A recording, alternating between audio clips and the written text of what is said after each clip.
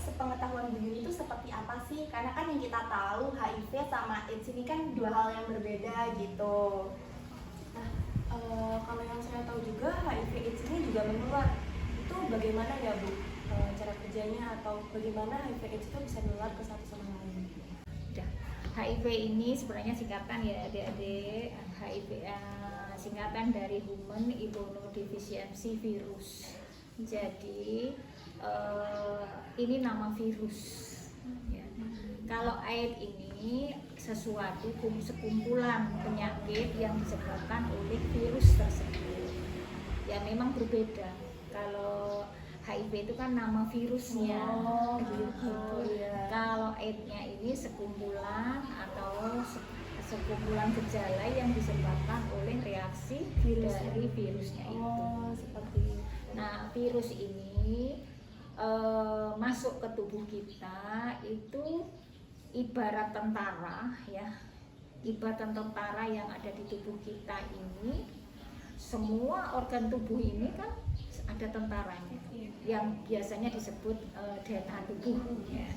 Jadi semua sistem tubuh, pencernaan, paru-paru, ginjal, semua di dalam tubuh ini ibarat punya tentara yang siap menjaga dengan sigap dan sangat benar-benar menjaga agar tidak sampai ada virus, bakteri dan lain-lain.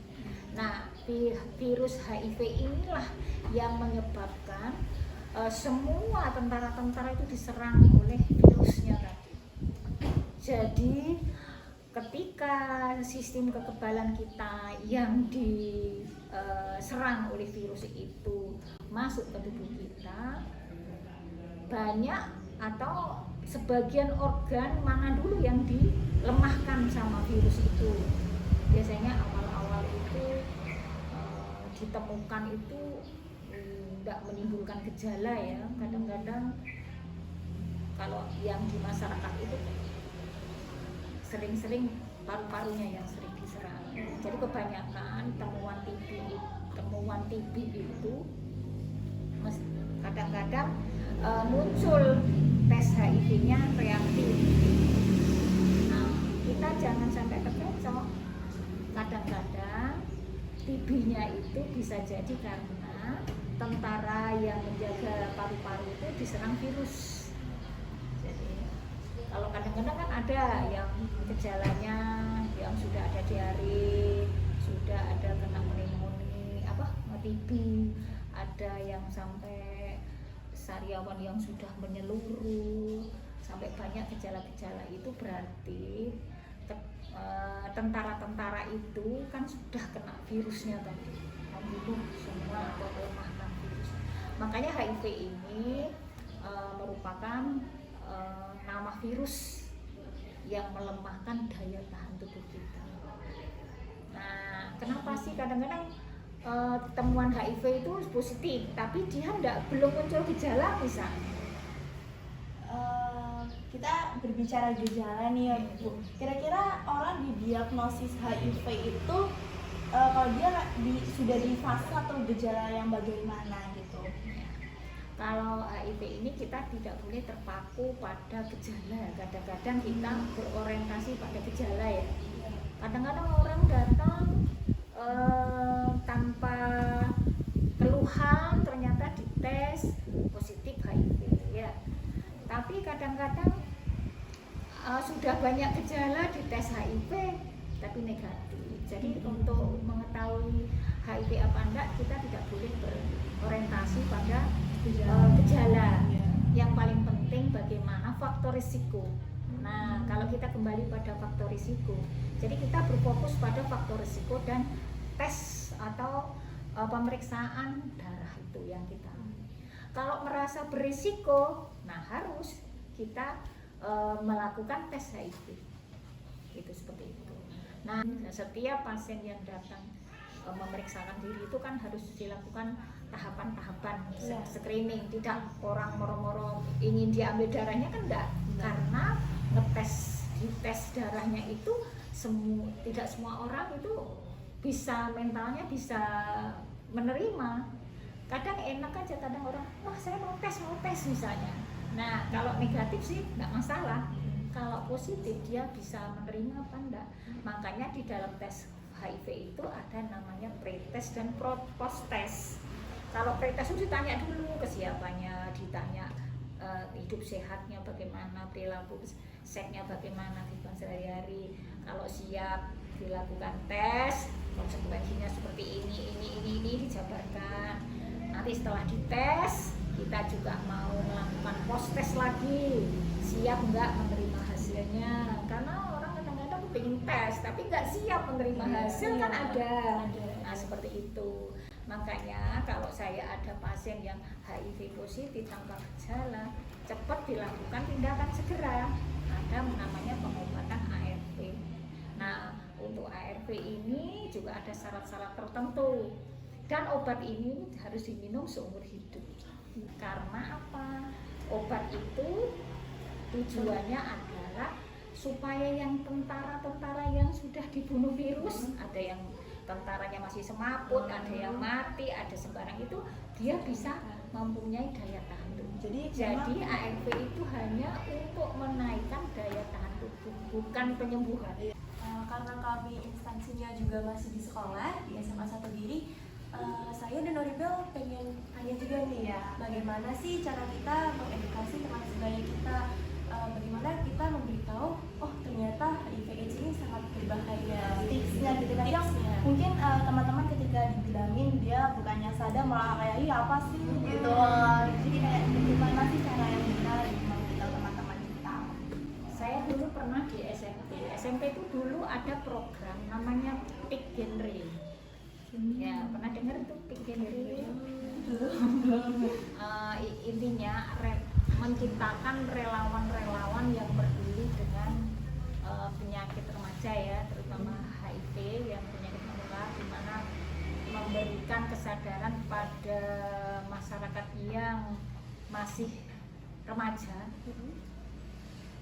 Kalau Peak Genre itu menciptakan relawan untuk bisa mengedukasi para remajanya sesama untuk bisa beraktivitas tentang hidup sehat kayaknya. Tidak tahu kalau di SMA saya tidak tahu. Kalau itu dulu pernah dia saya pernah di SMP 3 itu. Ya. Nah untuk memberi edukasi kepada anak-anak itu satu. Itu sebenarnya tidak bisa ya, karena anak-anak usia jenengan ini kan usia kalau secara reproduksi grafik atau ya namanya grafik seksualnya itu dalam keadaan tinggi. Jadi ada perkembangan manusia itu ketika dia SMP sampai SMA itu grafik seksualnya tinggi. Nah kan di dalam tubuh kita ini kan hormon estrogen, kadang di dalam hormon kita perempuan itu ada estrogen dan progesteron. Ya. Nah kalau sedang masa-masa kita mau haid itu biasanya estrogennya tinggi. Nanti kalau sudah haidnya keluar, progesteronnya menurun ya. Itu kan disertai dengan pikiran-pikiran. Nah usia-usia anak-anak ini kita tidak boleh pesimis ya untuk mengajak mereka untuk berperilaku hidup sehat ya, di antaranya perilaku seksualnya, karena memang kita diciptakan manusia itu punya hormon nafsu emosional, nafsu birahi, nafsu semuanya. Cuma yang bisa mengerem itu adalah satu, lingkungan orang tuanya, bagaimana dulu mendidik anak ya. Sekarang apalagi masalahnya anak-anak ibu-ibu sekarang itu kan kepingin kerja, cari uang duniawi ya, tapi dia lupa ada amanah anak ini yang harus dijaga ya, akhirnya tidak seimbang. Nah yang kedua, lingkungan sekolah dan lingkungan rumah kan ya, ini harus dimaknai dulu. Lingkungan rumah ini bagaimana di dalam rumah ini menciptakan keharmonisan, di mana orang tua tempat curhat ya, tempat curhat anak, karena anak itu mesti pernah jatuh cinta jatuh cinta ini bukan salah ya, Iya. tapi ini anugerah sebenarnya, benar. Karena siapapun juga nggak pengen lah kecil-kecil jatuh cinta, ya dah. Tapi Iya. jatuh cinta itu kan ada sendiri. Iya. Cuma kapan kita menempatkan? Ya, ketika di rumah tidak ada tempat untuk curhat, akhirnya curhat yang lain. Kalau pas temen sama-sama perempuan ini baik, tidak masalah. Tapi kebetulan mendapatkan teman di luar rumah yang tidak baik, akhirnya masalah. Iya. Masalahnya itu macam-macam. Atau tempat curhatnya laki-laki. Ya, kesempatan ini karena laki-laki juga mempunyai hormon Iya. seksual. Jadi kenapa SMP ya, dan SMA itu kayaknya tidak peduli mau berhubungan seksual, meteng itu kalau ejek gampang. Karena pikirannya adalah masih seksual. Belum ada kone aku meteng yo, Iya, gimana goyangnya. tidak ada. Itu memang ada di remaja. Tapi ketika nanti dia SMA, misalnya masa baik itu SMA kelas 3, itu sudah tidak ada itu. Iya, betul. Adanya aku ingin sukses, aku ingin Fokusnya udah beda. berbeda. Fokusnya. Kalau SMP kelas 3 ya pubertas ya. Iya, betul. Nah, SMA itu masih seolah-olah menonjolkan seksualnya. Tidak berpikir, jadi hormon nafsunya yang menguasai dia. Jadi ketika dia bisa ngerin, ketika namanya masa transisi ya. Iya. Manusia itu punya masa transisi. Ketika dia bisa melewati masa yang ini, sesuatu yang bisa memasukkan jerat dunia, dia sanggup ke masa melewati lagi. Nanti ada masa transisi lagi. Makanya kalau SMP kelas 3 itu jatuh mesti ketika dia SMP. Karena apa? Dia nafsu seksnya besar. Delelai podo anak-anaknya itu yang jadi masalah. Iya. Ya. Terus yang ketiga, bagaimana sekolah ini juga memberikan kenyamanan. Ya, apakah mesti perempuan berkumpul, laki-laki berkumpul dengan memisah ini sesuatu yang bisa menyelesaikan masalah? Tidak juga. Walaupun dipisahkan, sak kelas itu kabeh tidak bisa. Bisa bertemu di luar ya, Bu. Harus memberikan kepercayaan pada wanita bahwa kita ini berharga. Itu yang paling laki-laki. Jadi menerapkan pada mereka yang masih labil, masih tidak paham bahwa aku ini manusia berharga. Untuk menjadi manusia berharga harus mengenal dirinya sendiri. Kalau sudah manusia berharga didemek, ya ngamuk. Iya. Iya kan? Senggol kita aja bakal marah udah. Didemek ngamuk, dirangkul ngamuk, itu berarti kan sayang. Bentuk sayang kalau kamu bisa menyayangi diri. Jadi mengajarkan anak-anak untuk menyayangi dirinya sendiri. Ketika dicolek, diemek, ya kalau ada anak-anak dempet-dempet, ya Menjauh, itu ya. menjauh. Berarti harus punya perasaan aku ini kayak seorang pelacur ya, gitu. Jangan sampai dilecehkan orang itu bangga. Berarti di matanya kamu tidak berharga. Karena kamu tidak memberi harga pada dirimu. Ketika kamu sudah tidak memberi harga pada dirimu, kamu masih dilecehkan orang itu merasa bangga. Itu yang menjadi masalah. Karena usia itu, usia seperti itu, usia remaja itu, karena masih merasa bangga kalau dielem, dicantik, dikasih kalimat yang indah, itu masih melambung tinggi ya. Nah, ini mungkin pertanyaan terakhir ya Bu Yuni, motivasi apa sih yang mungkin bisa diberikan teman-teman di rumah juga kalau kita bertemu dengan orang yang terkena HIV ini kayak pandangannya udah serem gitu ya. Biasanya ada orang ketemu HIV kayak aduh aku takut deh, akhirnya si penderita HIV ini kayak dijauhin, dikucilkan gitu. Padahal kan gak apa-apa sebenarnya, masih bisa. Sebenarnya gini ya, kita juga merasa beruntung ya ada Android ini ya. Iya, betul sekali. Semua orang bisa melihat. Nek dulu ya, maaf ya, dulu kan waktu pertama kali masih belum ada Android ini, saya harus berjuang untuk bagaimana yang kena HIV ini tidak didiskriminasi. Akhirnya untuk menyadarkan orang tidak melakukan diskriminasi itu tidak gampang karena SDM-nya kan berbeda-beda. Jadi saya masih ingat waktu itu ada HIV yang nggak ada yang deket, saya tak mandikan sendiri. Waktu itu model-model belum dilatih. Waktu itu orang-orang masih mendiskriminasi. Jadi saya itu akhirnya datang, saya mandikan sendiri, tak buntel sendiri itu.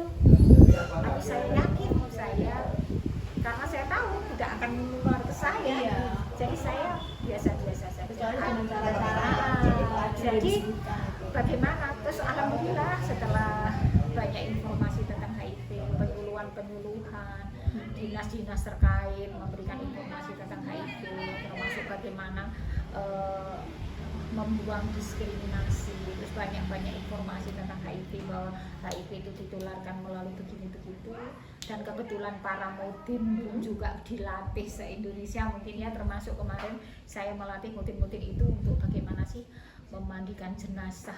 Awalnya memandikan jenazah itu dibedakan awalnya dengan teknik yang berbeda, tapi kesananya semakin kita pintar, semakin ilmu berkembang, akhirnya sekarang memandikan jenazah itu sudah secara kesehatan. Jadi HIV nggak HIV, penyakit nggak penyakit, semua diperlakukan memandikan jenazah itu secara kesehatan. Sehingga kemarin saya harus memberikan penyuluhan bagaimana memandikan jenazah, tidak melihat itu HIV apa enggak. Nah seperti itu. Jadi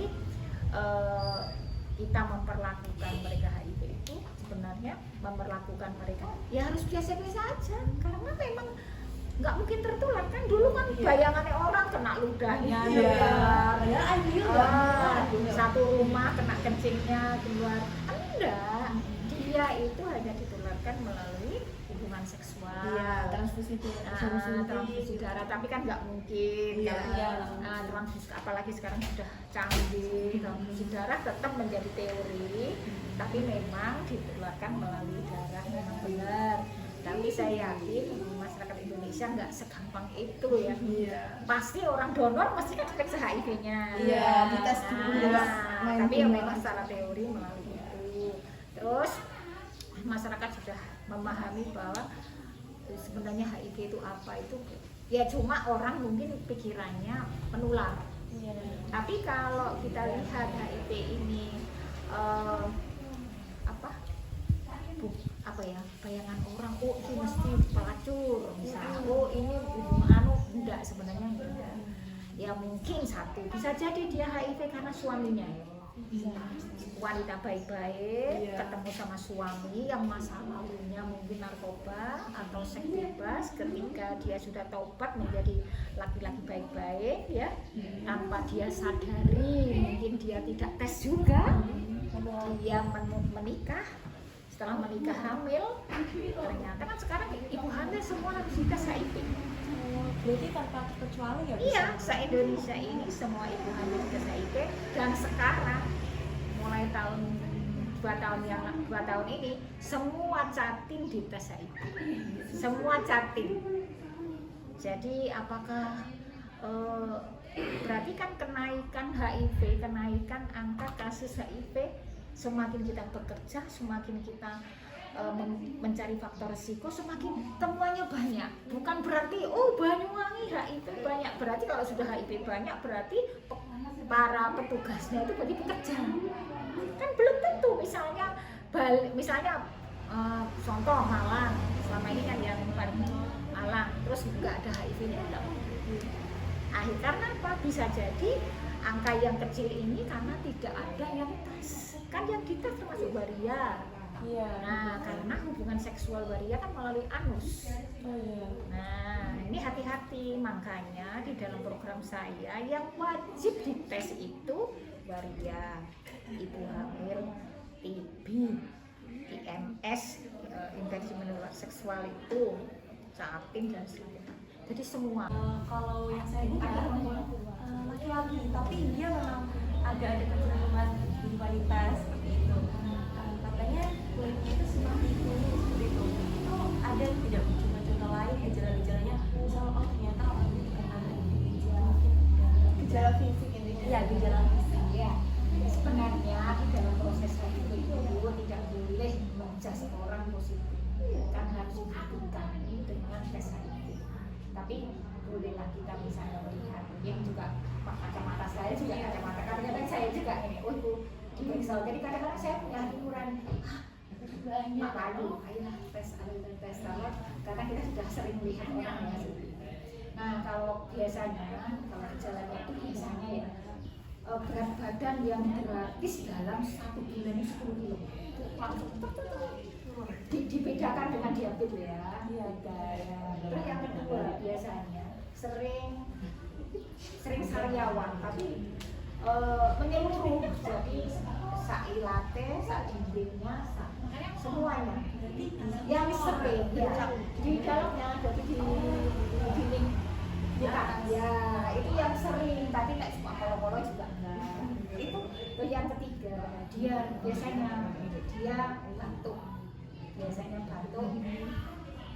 TB-nya positif biasanya ya. Terus keempat biasanya itu diare sudah ya kan gejala akhir kan gagal ginjal, gejala akhir ya.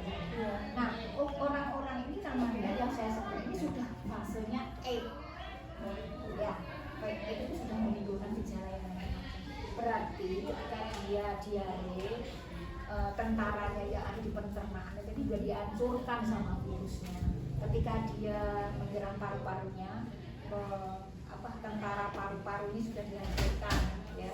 Kalau istilahnya dari antibiom, jadi semua apa yang terus ketika berat badannya turun, itu biasanya yang diserang adalah penyerapan sari-sari makanan itu sudah kena virusnya, atau badan panas seperti ada infeksi seperti itu. Kalau kulit itu biasanya memang menghitam, atau biasanya ponok-ponok ini ya. Tapi ponok-ponok belum tentu itu HIV, bisa jadi dimakan nyamuk. Ya, ponok-ponoknya kan khas. Kalau ini kan ponok-ponok hitam-hitam itu karena apa? Bisa jadi dia dibedakan dengan dicokot nyamuk ya. Padahal itu sebenarnya virusnya sudah menyerang tentaranya pigmennya sudah diserang. Jadi di dalam tubuh ini kan ada zat pewarna atau. Nah teman-teman, itu tadi wawancara kita tentang HIV/AIDS bersama narasumber kita Ibu Yuni. Nah, semoga wawancara kita ini sesi-sesinya bisa bermanfaat ya. Tentunya juga buat kita nih, kita dapat ilmunya, dan mungkin nih buat teman-teman yang nonton pastinya juga dapat ilmunya. Apalagi nontonnya tuh sampai habis ya. Dan kita dikasih oleh-oleh ini sama Bu Yuni. Ini ada semacam lembar balik tentang HIV. Terima kasih banyak Bu. Terima kasih ya Bu Yuni sudah bersedia ngasih materi buat kita, membantu tugas kita juga ini. Kita seru banget tadi wawancaranya. Iya, benar sekali. Penjelasan juga udah kompleks ya, udah paham lah insya Allah gitu. Oke, mungkin sekian dari kami. Terima kasih dan sampai jumpa.